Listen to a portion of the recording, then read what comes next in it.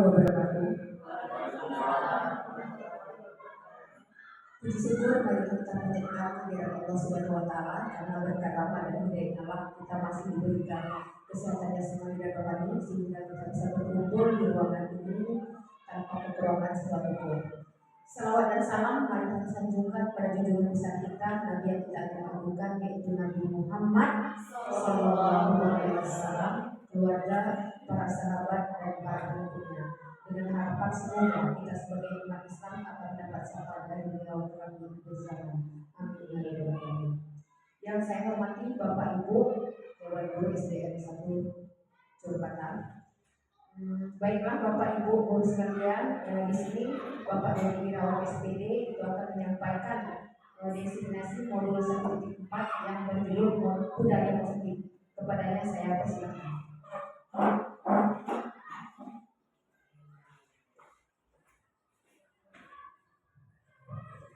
Bismillahirrahmanirrahim. Assalamualaikum warahmatullahi wabarakatuh. Alhamdulillahirabbil alamin. Wassalatu wassalamu ala asyrofil anbiya'i wal mursalin wa ala alihi wa sahbihi ajmain. Amma ba'du. Insyaallah Bapak Ibu Dewan Guru BCSDN 1 Curpatan yang ceria-ceria.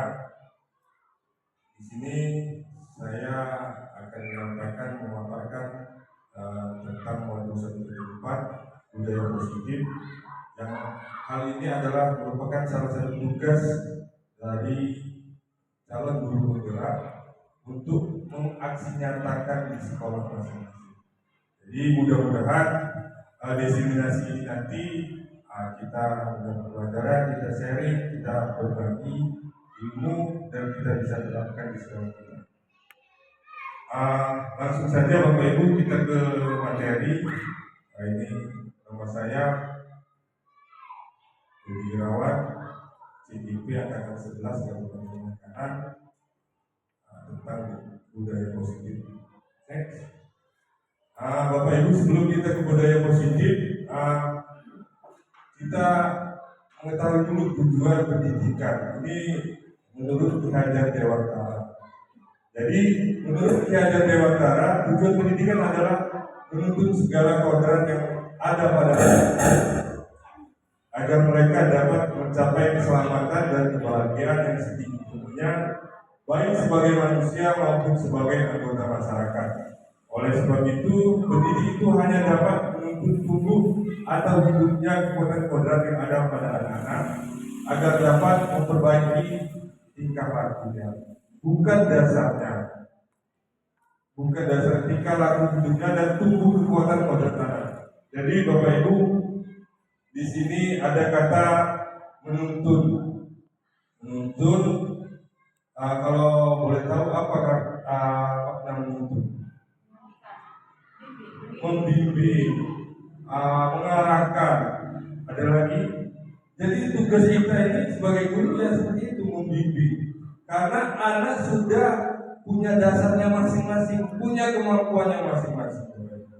Jadi tugas kita selaku guru berdasarkan tujuan pendidikan Ki Hajar Dewantara kita menuntun. Ki Hajar Dewantara juga Bapak Ibu mengibaratkan bahwasanya kita ini pendidik seperti kita bertanam menyemai padi. Padi bibitnya tadi anak-anak, kemudian lahannya itu diibaratkan dengan sekolah, kemudian petani itu kita selaku guru. Jadi Ki Hajar Dewantara mengibaratkan seperti itu. Jadi bibit ini sudah bagus, anak-anak itu pada dasarnya bagus semua, tidak ada yang bingung. Dia punya kemampuan, punya kodratnya masing-masing. Jadi bibit sudah bagus. Kalau kita tidak kita beri pupuk, tidak kita kita siram, pokoknya kita rawat, hasilnya tidak akan bagus. Iya tidak? Nah, jadi kita diibaratkan sebuah lahan, mau dia lahan jagung, mau lahan padi, ya seperti itu. Jadi kalau kita mau menghasilkan padi yang berkualitas atau jagung yang berkualitas, kita harus melakukannya. Begitu juga dengan dunia pendidikan, Bapak Ibu. Jadi dunia pendidikan pada dasarnya ya seperti itu. Kita menuntun anak sekarang ini. Konsepnya seperti itu. Menuntun anak karena dia mempunyai kemampuan masing-masing. Itu menurut Ki Hajar Dewantara tujuan pembelajaran. Yang berikutnya, nah ini kita langsung ke budaya positif, Bapak Ibu. Budaya positif di sekolah yaitu nilai dan kebiasaan di sekolah yang berpihak pada murid agar mereka dapat berkembang menjadi pribadi yang kritis, penuh hormat dan bertanggung jawab sesuai dengan profil pelajar Pancasila. Jadi Bapak Ibu, budaya positif, kebiasaan yang sering kita lakukan dalam hal ini sebelum kita belajar itu berdoa dulu, dan kebiasaan yang baik sebelum kita masuk kita berbaris dulu, makanya karena kita bariskan anak dulu di depan baru boleh masuk. Ini sesuai dengan profil pelajar Pancasila. Ada 6 dimensi Bapak Ibu dalam profil pelajar Pancasila. Yang pertama bertakwa, kemudian ada toleransi, kemudian ada 6 profil pelajar Pancasila. Kreatif, kemudian inovatif. Nah jadi kalau proyeknya itu segala kegiatan yang berkaitan dengan 6 dimensi tersebut. Jadi proyek apa yang kita akan lakukan sesuai dengan 6 dimensi profil pelajar Pancasila. Oke, next. Nah ini konsep utama budaya positif Bapak Ibu. Nomor 1 itu perubahan paradigma belajar. Nomor 2 disiplin positif. Yang ketiga kebutuhan dasar manusia. Keempat, motivasi perilaku manusia. Kelima, restitusi atau posisi kontrol guru. Keenam, keyakinan kelas. Dan yang terakhir adalah segitiga restitusi. Jadi dalam hal ini yang akan saya paparkan adalah ketujuh konsep utama budaya positif ini. Kita lanjut ke yang pertama, perubahan paradigma belajar, Bapak Ibu. Dalam membangun budaya positif, sekolah dapat menyediakan lingkungan yang positif, aman dan nyaman agar siswa mampu berpikir, bertindak dan mencipta dengan merdeka, mandiri dan bertanggung jawab. Poin berikutnya, disiplin sangat berkaitan dengan kontrol guru terhadap siswa. Jadi Bapak Ibu, kita selaku guru, ya kalau kelasnya tidak nyaman, anak-anak masuk juga tidak nyaman, ya bagaimana mereka mau belajar dengan baik. Jadi memang kita mempunyai kemauan agar anak itu memang mau belajar, masuk kelas itu mau menyenangkan lah dalam hal ini. Itu poin yang pertama. Yang kedua, disiplin sangat disiplin sangat berkaitan dengan kontrol guru terhadap siswa. Jadi tugas kita memang selaku guru pendidik menuntut mengontrol anak-anak itu masing-masing, Bapak Ibu. Ada memang kita kalau tidak seperti itu kadang anak di luar dari kita itu satu problem. Itu bukan paradigma belajar, Bapak Ibu. Jadi kita sekarang mulailah sedikit-sedikit ya berubah dalam artian memang tidak otoriter lagi kepada anak-anak. Kita lebih banyak bercakap-cakap kepada anak-anak. Itu untuk proses pembelajaran sekarang. Modelnya paradigmanya seperti itu. Berikutnya, next. Nah ini Bapak Ibu, ini kita ada permainan. Apa ini permainannya? Namanya cobalah buka. Cobalah buka. Berpasang-pasangan lah boleh, berpasang-pasangan. Berpasang-pasangan berdua, Bu Fitri sama Bu Asmina. Ini berdua. Bu ini silakan nggak berpasangan. Jadi kita coba permainan. Nah ini kan sudah. Yang sebelah kanan saya anggap ini kelompok A, ini kelompok B ya. A, B. Jadi yang A ini mengepalkan tangan. Mengepalkan tangan. Ya nanti. Mengepalkan tangan. Apa namanya? Ibaratkan di kepala tangan ini ada sesuatu yang berharga. Yang anggap di benak kita ada sesuatu yang sangat berharga. Silakan Bu Yus, kepalkan tangannya, coba kita coba sama Bu Murgeni nanti. Nah, yang sebelahnya tip B, berusaha membuka kepala tangan ini dalam artian bisa membujuk, bisa memarahi, bisa menggoda, dan juga bisa menggelitik dan segala macam. Berusaha membuka kepala tangan kawan. Nah, kalau nggak buka nanti saya jelaskan apa makna dari permainan ini. Coba kita buka, ayo silakan. Ini ingat ada hal-hal yang sangat penting Bapak Ibu. Boleh. Bagaimana? Iya, boleh dilatih, boleh main, boleh ditawari uang dalam artian supaya membuka segala sesuatu. Cukup. Coba Bu Asmina. Bu Asmina masih di kepala tangan? Masih. Bu Martua? Masih di kepala juga? Masih semua. Jadi ada dua kemungkinan dalam permainan ini, Bu.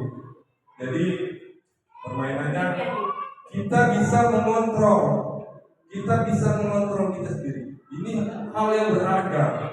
Jadi tidak bisa orang lain membuka ini kalau tanpa kesadaran diri kita sendiri. Ada juga dua kemungkinan. Yang kemungkinan kedua adalah ini dibuka. Saya dimarahi, saya diiming-imingi uang dalam arti ini dibuka, dijual. Nah, kalau yang ini namanya kontrol eksternal dari luar. Kalau yang tadi digenggam kokoh buat itu kontrol dari dalam. Saya nggak tahu itu barang saya. Jadi dalam artian kontrol dalam diri kita sendiri dalam yang dimaksud kontrol intrinsik. Nah, jadi penerapan permainan ini Bapak Ibu nanti kita terapkan di kelas dalam artian kontrol tadi. Nanti saya ada slide berikutnya untuk permainan ini. Monggo yang berikutnya. Perubahan paradigma atau teori kontrol dari Dr. William Glasser. Nah, jadi Bapak Ibu, ilusi guru mengontrol murid. Jadi ini jangan terlalu banyak dipakai Bapak Ibu. Jadi kita terlalu mengontrol murid. Coba anak-anak diam. Ya dalam artian jangan terlalu banyak dipakai karena ini kurang efektif Bapak Ibu. Kurang efektif. Jangan mengontrol murid terlalu lugas sama saja. Anak-anak duduk ya. Nah, bahasa kita ini harus lebih bijak lagi. Diarahkan lagi. Yang kedua, ilusi bahwa semua penguatan positif ini efektif dan bermanfaat. Ini contoh kita sering lakukan Bapak Ibu.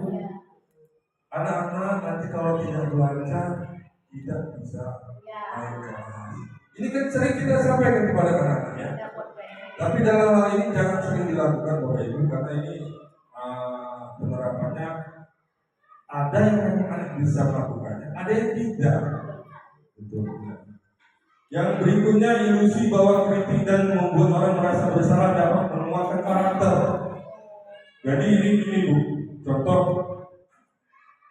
kita sering kawan-kawan bilang kamu orang tua sudah susah, nggak mau udah kerja keras, sudah kamu nakal di sekolah. Nah ini kan membuat anak itu merasa bersalah. Jadi ini tidak menumbuhkan karakter Bapak Ibu. Jadi ada rasa rendah diri terhadap anak itu. Janganlah bahasa itu keluar.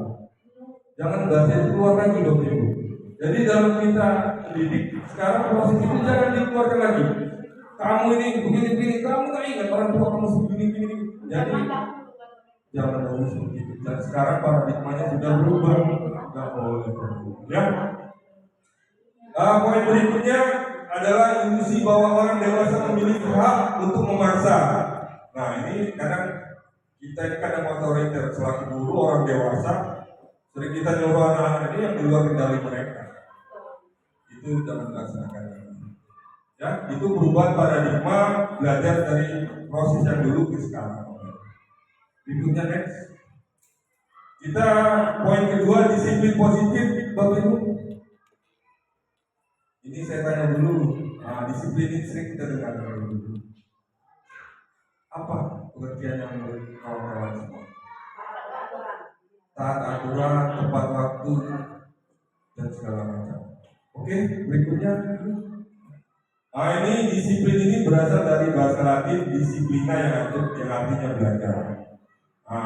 Namun dalam budaya kita, makna kata disiplin telah berubah menjadi sesuatu yang dilakukan seorang pada orang lain untuk mendapatkan kepatuhan. Kecenderungan umum adalah menghubungkan kata disiplin dengan ketidaknyamanan, bukan dengan apa yang kita hargai atau pencapaian suatu tujuan mulia. Jadi Bapak Ibu, ini contoh saja kalau anak-anak terlambat datang. Mereka disiplin, mereka datang tepat waktu. Contoh, jadi mereka datang ini dikarenakan takut dimarahi Ibu Fitri. Iya tidak? Kalau terlambat bisa dimarahi Ibu Fitri. Nah ini disiplin tapi yang bermakna kalau dia dapat menghubungkan ketidaknyamanan dia. Oh kalau saya datang, saya terlambat kena marah Bu Barpuan. Jadi ada rasa disiplin yang ketidaknyamanan terhadap anak itu. Jadi hal seperti itu berikutnya, yuk kita lihat disiplin. Nah, Bapak Ibu, kita berharap kita laksanakan ini yang itu disiplin positif. Kemampuan memerintah diri sendiri dalam mengontrol dan menguasai diri untuk memilih tindakan yang mengacu pada nilai-nilai yang kita hargai. Dengan penuh tanggung jawab tanpa terperintah orang lain. Nilai-nilai yang kita hargai adalah nilai kebajikan. Yang merupakan tujuan mulia yang ingin dicapai setiap individu, yaitu nilai-nilai dalam profil pelajar Pancasila. Jadi Bapak Ibu, ada contoh kita selaku guru datang tepat waktu, takut ditegur kepala sekolah. Nah, ini disiplin yang salah. Dalam artian memang kita datang ke sekolah tepat waktu, ya karena kita ingin mengadakan proses pembelajaran yang baik dan benar. Kita datang tepat waktu bukan karena takut ditegur kepala sekolah. Kita takut datang, anak-anak juga seperti itu. Jadi memang tumbuh dalam diri kita, bahwa memang tugas pokok fungsi kita ini selaku guru, ya memang harus datangnya pada tepat waktu seperti itu. Anak-anak juga seperti itu. Anak-anak jangan dia ingin belajar. Kalau saya datang pagi, anak-anak saya bisa belajar dengan baik, saya sudah siap. Kan dalam arti seperti itu, bukan karena mau dimarahi Ibu B dan kawan-kawan. Ini disiplin yang sebenarnya yang harus diterapkan di sekolah Bapak Ibu. Jadi kita berharap kita berusaha dalam tahap berikutnya kita bisa menjalaninya dengan seperti itu. Disiplin positif. Berikutnya, next. Nah ini kebutuhan dasar manusia Bapak Ibu. Ini ada 5: survival, kesenangan, cinta kasih, penguasaan dan kebebasan. Jadi pada dasarnya ada 5 kebutuhan manusia. Jadi survival ini yang dimaksudkan adalah karena kebutuhan ingin bertahan hidup. Survival, kesenangan yang kesenangan, kemudian cinta kasih, dan kebebasan. Kesenangan ini fun. Oke, berikutnya. Nah ini ada contoh kasus Bapak Ibu. Boleh dibaca. Ibu Ria, guru kelas 6 di SD Permai, sedang bingung menghadapi ulah salah satu murid di kelas yang bernama Agus. Beberapa anak telah datang mengeluhkan Agus yang seringkali meminta bekal makan siang mereka dengan paksa. Jika Anda menghadapi situasi seperti Ibu Ria, apa yang Anda lakukan? Menurut Anda kira-kira apa alasan Agus melakukan hal tersebut? Jadi Bapak Ibu, dalam kasus ini kita harus mengidentifikasi dulu permasalahan Agus ini. Kenapa dia ini minta makan kawan tadi? Kenapa? Jadi kita lihat 5 kebutuhan tadi ke bawah kebutuhan ini. Nah ini yang survival dalam arti kebutuhan bertahan hidup tadi. Ini kita terapkan pada anak-anak Bapak Ibu. Dalam kasus tadi Agus ini lapar dan orang tuanya tidak membawakan bekal makan siang. Jadi ini kebutuhan bertahan hidup. Jadi, oh saya ini memang tadi dibawakan makanan. Jadi saya lapar. Ini survival ya. Jadi kita buat identifikasi seperti ini. Yang kedua, teman Agus jadi perhatian Agus. Jadi kalau kawannya memberikan makanan, oh berarti Agus merasa mereka menyayangi Agus. Nah ini memang merasa diterima oleh kawannya karena kawannya memberikan. Yang berikutnya power. Kenapa Agus minta? Karena dia merasa hebat, karena dia merasa melawan. Kawan-kawan lain nggak ada yang berani sama dia. Jadi dia punya power, dalam artian power sistemnya. Yang berikutnya freedom atau kebebasan. Agus merasa bosan dengan bekal yang dibawakan orang lain, orang tuanya, karena selalu bekal yang sama. Jadi Agus ini pengen merasakan makanan yang baru dengan kawannya, makanya dia minta. Berikutnya Agus hanya iseng dan dia menikmati ekspresi wajah temannya yang kesal. Menurut Agus, perbuatan dia meminta dengan kawannya itu menyenangkan buat dia. Dia senang lihat kawannya kesal tadi, merenggut. Ada seperti itu kan? Sering mengganggu kawannya, ujung-ujungnya anak-anak kan berkawan. Ada seperti itu. Dia senang lihat kawan seperti ini merenggut, marah dengan dia. Nah ini ada 5 kebutuhan manusia yang kita terapkan di sekolah. Jadi kalau ada kasus seperti tadi, kita identifikasi dulu kenapa Agus ini. Jangan serta-merta kita langsung ambil tindakan. Kita lihat dulu identifikasi masalahnya. Nah setelah kita tahu kenapa Agus tadi seperti itu, contoh karena tidak mau bekal makanan, baru kita laksanakan tindak lanjut berikutnya. Contohnya kita menghubungi orang tuanya. Ya tidak, menghubungi orang tuanya, Bapak Ibu, ini Agus nggak pernah bawa, tolong besok-besok dibawa bekal. Jadi tindak lanjutnya seperti itu. Ini 5 kebutuhan manusia. Next, ini teori motivasi perilaku manusia. Nah ini tadi sudah saya sedikit jelaskan. Untuk menghindari ketidaknyamanan atau hukuman, apa yang akan terjadi apabila saya tidak melakukannya. Jadi motivasi eksternal. Seandainya kawan kita selaku guru, saya tidak enak nih datang terlambat. Saya datang duluan, takut dimarahi, ditegur oleh kepala sekolah. Ini motivasi eksternal dari luar. Jadi karena kita selaku guru datang karena takut dimarahi oleh kepala sekolah. Yang kedua, untuk mendapatkan imbalan dari orang lain atau institusi. Apa yang akan saya dapatkan apabila saya melakukannya? Jadi begini Bapak Ibu. Pada prinsipnya, kalau anak-anak di kelas dia datang, kita kasih reward. Reward dalam artian penghargaan. Dalam kata-kata saya sudah penghargaan, Bapak Ibu. Kata-kata sudah penghargaan. Oh, kamu datangnya pagi nih. Nah, jadi dia udah senang. Jadi ini motivasi eksternal, motivasi dari luar. Yang berikutnya motivasi internal. Nah, untuk menghargai diri sendiri, saya akan menjadi orang yang seperti apa bila saya melakukannya. Jadi inilah sebenarnya tujuan disiplin positif Bapak Ibu. Disiplin dikatakan dari dalam hati, bukan dari faktor luar atau eksternal. Next, ini ada kasus lagi, ada kasus lagi. IPA kurang menguasai pelajaran matematika sehingga pada pelajaran tersebut berlangsung dia lebih banyak berdiam diri atau menggambar pelajarannya. Pada saat guru matematikanya Pak menanyakan pertanyaan, IPA menjadi gugup dan tak sengaja menjatuhkan tasnya dari kursi, serta tiba-tiba menjadi gagap pada saat berupaya menjawab. Seluruh kelas pun tertawa melihat perilaku IPA yang bicara tergagap dan tertutup tersebut. Pak Seno pada saat itu membiarkan teman-teman IPA menertawakannya. IPA yang tergagap dan malu luar biasa dan malahan minta IPA untuk maju ke depan dan berdiri di depan kelas sambil menunjuk hidungnya karena tidak bisa menjawab pertanyaan Pak Seno.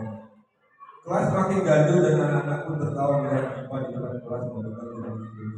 Jadi, Bapak Ibu, apakah Anda setuju dengan tindakan Pak Seno terhadap IPA? Tidak, kenapa alasannya Bu?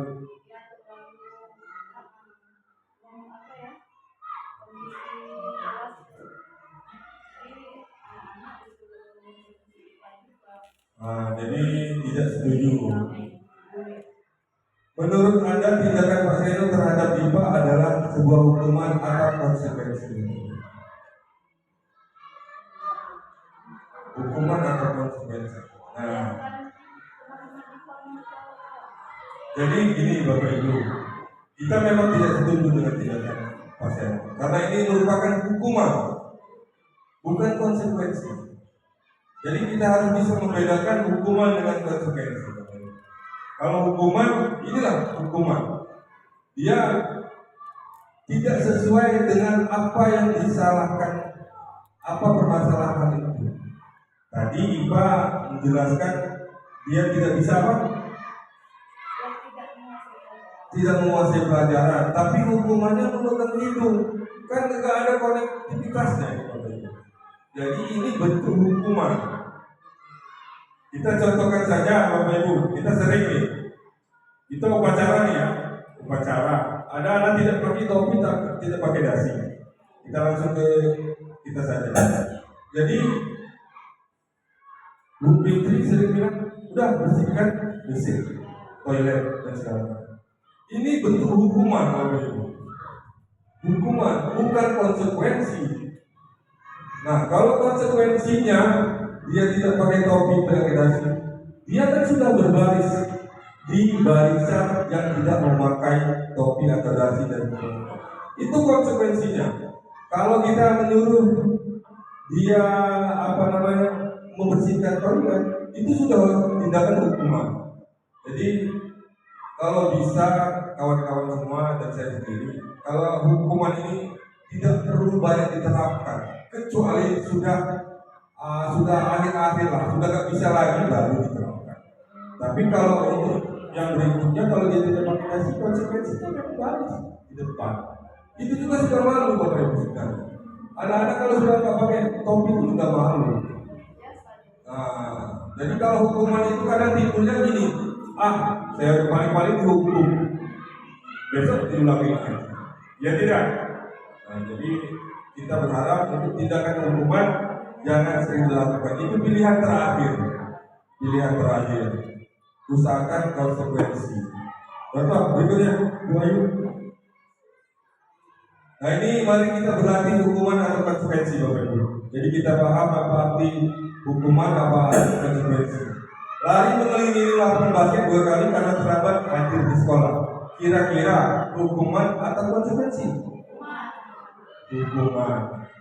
Oke, kita simpan dulu. Yang berikutnya membersihkan coretan yang dibuatnya di meja tulis. Konsekuensi.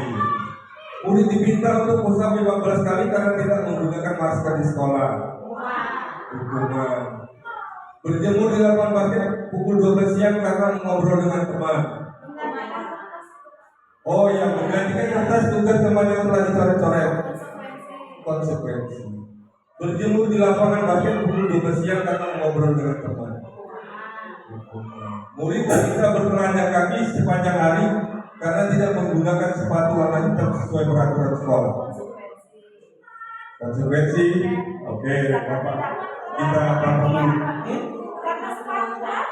Konsekuensi. Ada yang hukuman, ada yang konsekuensi.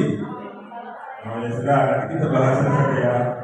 Berdiri di depan kelas sambil mengangkat kaki satu karena tidak bisa menjawab pertanyaan. Hukuman. Oke, next berikutnya yuk, ini jawabannya Bapak Ibu. Kita langsung ke poin yang ini ya. Poin yang 1, 2, 3, 4, 5, 6. Poin yang ke-6 ini karena kalau yang lain kita sudah paham ya. Kenapa ini dibilang hukuman? Karena ini tidak sesuai dengan konteks sepatu warna hitam.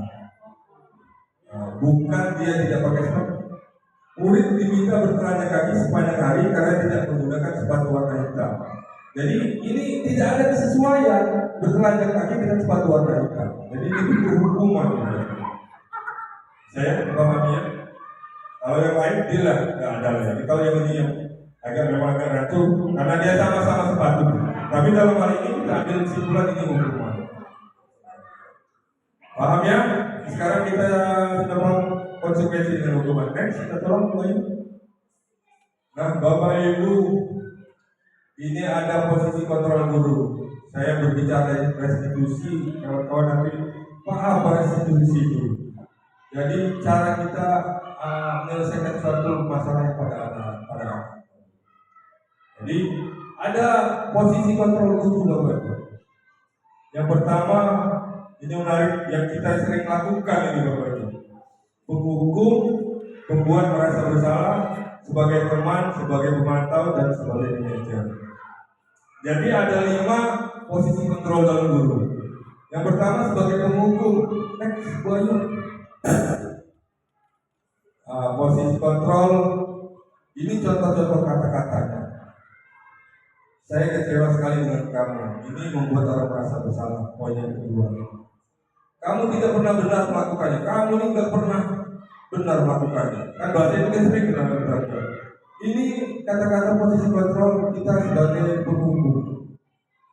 Berikutnya, ayolah lakukanlah demi ibu bapak kamu di rumah. Kalau kamu nggak belajar tanya di sekolah, bagaimana nanti? Ini apa sebagai posisi sebagai teman? Yang berikutnya, adakah kamu mendapatkan stiker bintang hari ini? Ini sebagai pemantau. Jadi kalau ada anak yang memang datangnya telat, dia memang pintar dalam artian kita kasih reward, kita kasih penghargaan, itu ya sebagai pemantau. Bagaimana kamu bisa menyelesaikan masalah ini? Nah, jadi ini posisi manajer, posisi yang memang harus kita memang paham dulu. Yang paling bagus ini yang posisi manajer. Jadi kalau mereka anak-anak ada suatu masalah, pertanyaan ini harus keluar di terakhir. Di terakhir kita menyelesaikan masalah. Jadi anak berkali. Jadi bagaimana kamu bisa menyelesaikan masalah ini? Karena dengan kawan. Ini kita sebagai manajer. Jadi ada 2 rekan anak berkelahi, terakhir kita berbicara seperti itu. Jadi bagaimana maunya nih? Nah, kan bagaimana? Kamu orang tua. Ini sebagai manajer. Yang berikutnya, kamu selalu yang paling terakhir. Nah, ini kata-kata ini yang sering keluar sebagai penghukum. Next, Boy. Ini ada kasus lagi. Kita tolong dibaca, Boy.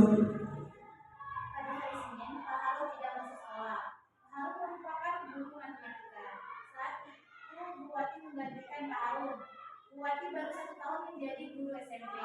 Beberapa murid perempuan, Vivi dan Natali, mengetahui hal ini dan mulai menggunakan kesempatan dan bersikap seenaknya, tertawa dan tidak memindahkan kehadiran Buati. Buati mencoba menyapa Vivi dan Natali dengan lama, sambil mengingatkan mereka tetap fokus pada tugasnya. Ayolah, tugasnya dikerjakan. Nanti ibu tegur bapak kepala sekolah kalau kalian tidak mengerjakan tugas. Kalau bantu ibu ya. Namun Vivi dan Natali malah jadi tertawa. Ibu santai aja bu. Mereka tetap tidak mengerjakan tugas dan malah mengobrol. Jadi dalam kasus ini, Bapak Ibu, ini merupakan posisi sebagai apa kira-kira? Dari kelima posisi kontrol sebagai teman. Jadi ada bahasa tolong ya, seperti itu. Tapi ini berikutnya kasus kedua, Bu Ayu. Panjang ini, Bu Ayu baca lagi kan? Anto dan Dino sedang bermain bersama di lapangan basket dan tiba-tiba terlibat dalam sebuah pertengkaran adu mulut. Dino pun menjadi emosi dan mengadakan kontak fisik, menarik kemeja Anto dengan kasar sampai 3 kancingnya terlepas. Pada saat itu ibu guru piket langsung melerai mereka dan membawa mereka ke ruang kepala sekolah. Ibu Suti sebagai kepala sekolah berupaya menenangkan keduanya, terutama Dino. Dino, sepertinya kamu saat ini sedang malas sekali. Dengan itu Dino pun mengalir bercerita tentang kekesalan hatinya. Ibu Suti pun melanjutkan bahwa membuat kesalahan adalah hal yang manusiawi dan bahwa mempertahankan diri adalah hal yang penting. Namun meminta Dino memikirkan cara lain yang mungkin lebih efektif karena saat ini Dino berada di ruang kepala sekolah. Ibu Suti melanjutkan bertanya tentang keyakinan sekolah yang disepakati serta apa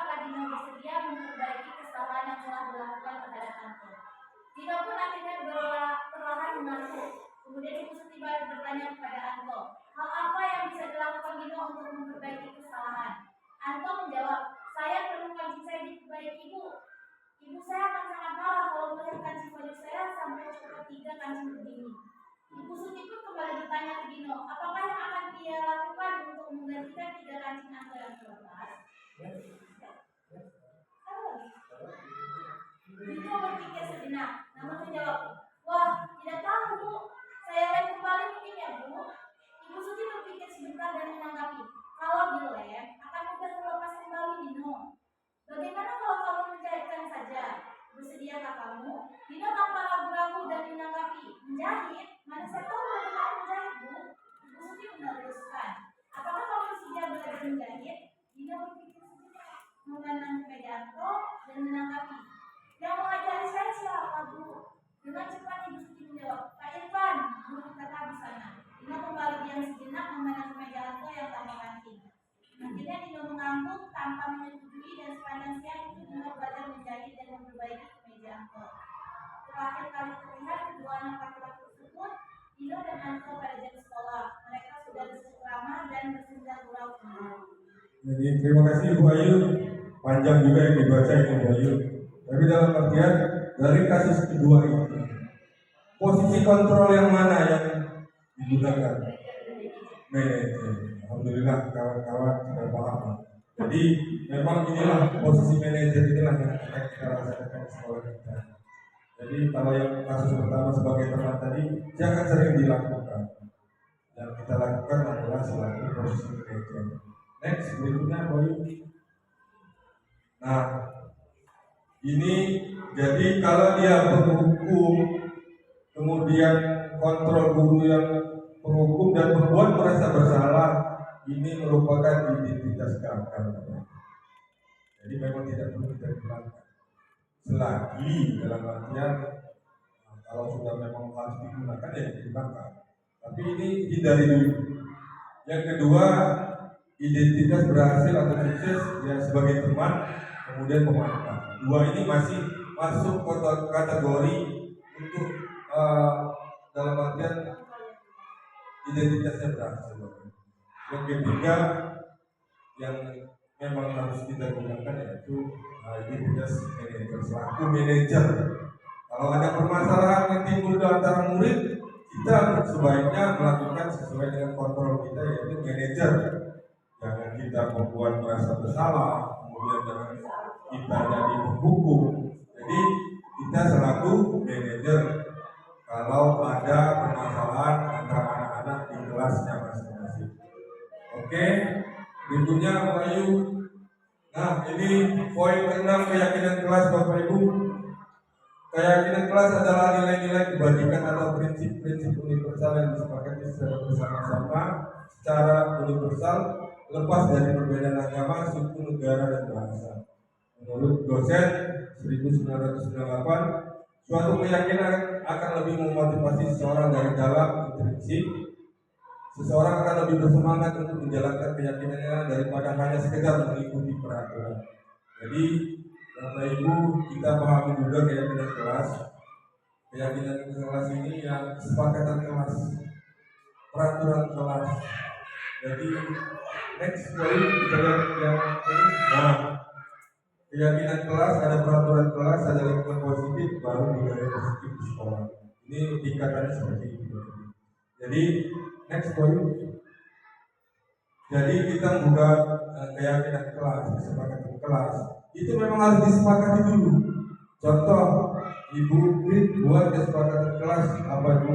Asmina buat kesepakatan kelas tidak boleh terlambat. Dalam artian ini disampaikan dengan anak-anak. Oh ini kesepakatan kelas ini, setuju tidak anak-anak? Setuju Bu. Nah, ini memang harus ada musyawarahnya, diskusinya. Kemudian kita bicarakan juga dengan anak. Apa-apa lagi kan ya untuk kesepakatan kelas kita? Oh Pak, berdoa dulu kita sebelum belajar. Oh ya, itu kesepakatan kelas kita, peraturan kelas kita. Jadi seperti itu teknik pembuatan keyakinan kelas atau peraturan kelas. Ya. Ini ada aturan. Oke, next semuanya. Keyakinan kelas bersifat lebih abstrak daripada peraturan yang lebih rinci dan konkret.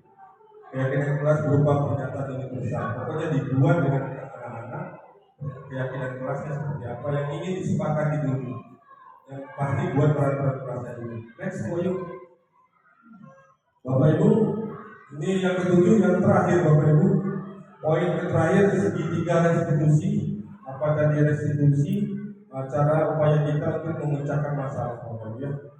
Proses menciptakan kondisi bagi murid untuk memperbaiki kesalahan mereka, sehingga mereka bisa kembali pada kelompok mereka dengan karakter yang lebih kuat. Melalui restitusi, guru dapat membantu murid menjadi lebih memiliki tujuan, disiplin positif, serta memulihkan dirinya setelah berbuat salah. Poin berikutnya, membantu murid untuk jujur pada diri sendiri dan mengevaluasi dampak dari kesalahan yang dilakukan. Poin berikutnya, memberikan penawaran beberapa saran. Jadi, Bapak Ibu, setelah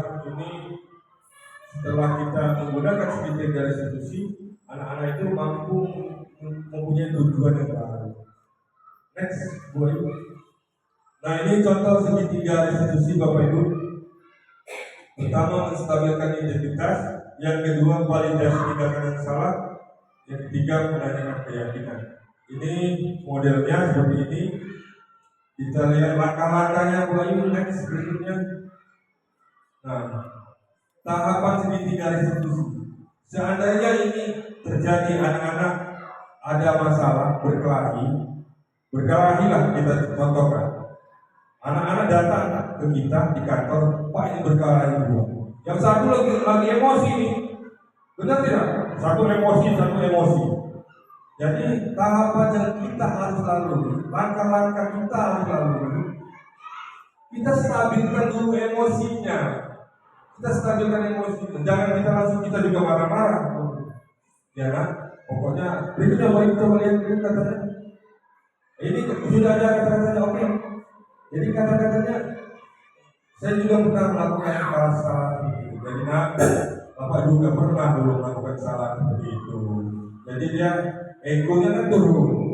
Kemudian kita bisa menyelesaikan masalah ini loh Pak.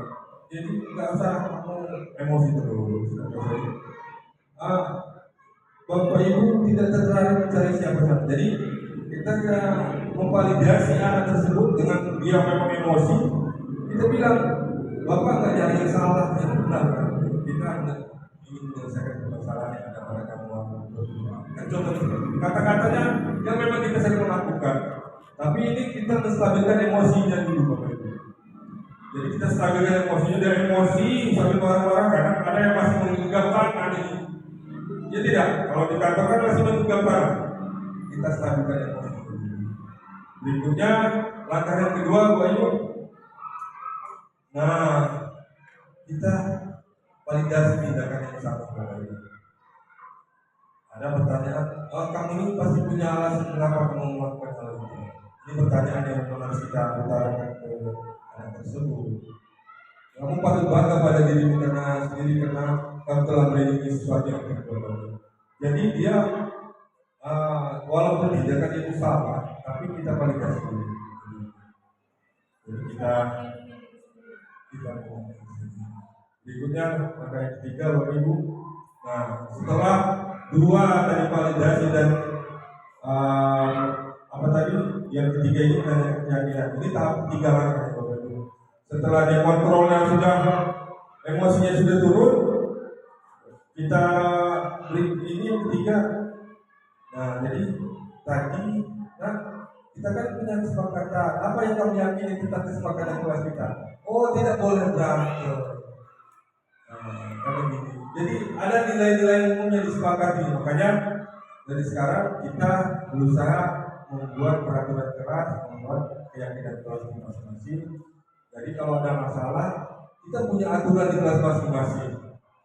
Jadi seperti itu. Jadi enak kita menyampaikannya. Dan kita punya keyakinan.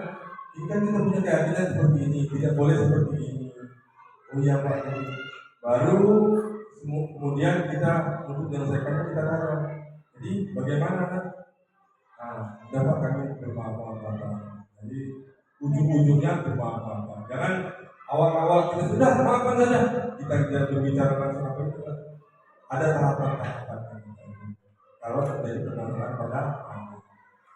Berikutnya, wah, terima kasih. Thank you. Jadi Bapak Ibu semua,